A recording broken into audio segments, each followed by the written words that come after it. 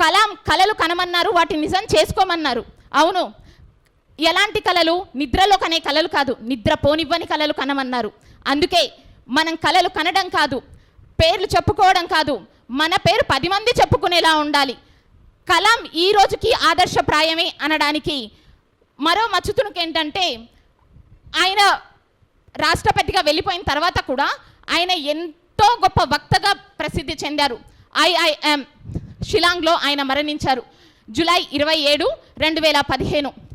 ఈ దేశం ఓ గొప్ప యోధుణ్ణి, ఓ గొప్ప వీరుణ్ణి నిజంగానే కోల్పోయింది. ఎందుకనంటే మన దేశ చరిత్ర చదివితే ఎంతోమంది నాయకులు ఉన్నారు, కానీ అంత సాధారణమైనటువంటి నాయకుడు దేశ రాష్ట్రపతి, అంత సాధారణమైనటువంటి మంచి మనిషి ఈ దేశంలో మళ్ళీ పుట్టరేమో. ఎందుకనంటే కలాం ఆచరించడానికి ఆయనేమి పుస్తకము కాదు, కలాంని మనం అనుకరణ చేయడానికి ఇప్పటికీ మన వల్ల కాదు, కానీ ఆయన కలలు కన్న దేశాన్ని మనం సాధించగలం. ఆ బాధ్యత మన మీద ఉంది. దేశం మనకేమి ఇచ్చిందని కాకుండా దేశానికి మనమేమి ఇవ్వాలి, మన బాధ్యత ఏంటి అనుకుంటే ఖచ్చితంగా కలాం కలలు కన్న దేశాన్ని మనం సాధించగలం.